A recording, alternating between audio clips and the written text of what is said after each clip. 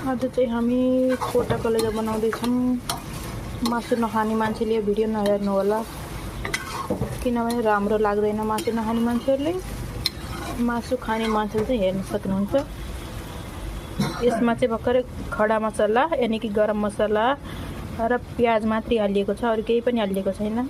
मासु राम्रोसँग फ्राई भइसकेपछि बल्ल हामी टमाटर र बाँकी मसलाहरू लगाउनेछौँ। म चाहिँ हमेसा पहिला प्याज लगाएर र मासु राम्रोसँग भुनिएपछि मात्र टमाटर हालेर बाँकी मसलाहरू हाल्ने गर्छु।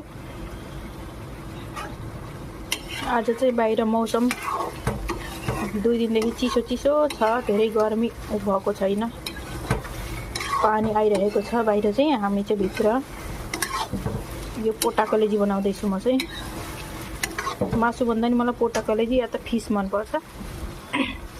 हजुरहरूको घरमा आयो भने चाहिँ मासु भन्दा नि मलाई पोटा कलेजी या त मटनको मासु खुवाउनुपर्छ है। यसमा कलर बिल्कुल लागेको छैन, किनभने हामीले केही पनि हालेको छैनौँ।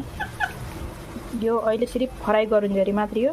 फ्राई भएपछि बल्ल हामी बेसार, अदुवा लसुनको पेस्ट, टमाटर, बाँकी मसला हाल्नेछौँ।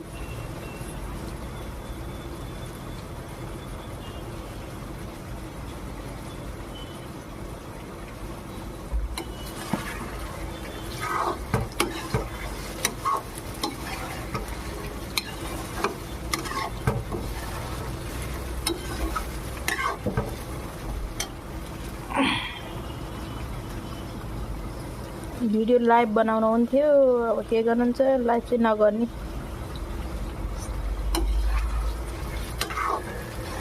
भिडियो राम्रो आएन भने पनि एडिट गरेर राम्रो गर्न सकिन्छ भिडियोलाई चाहिँ।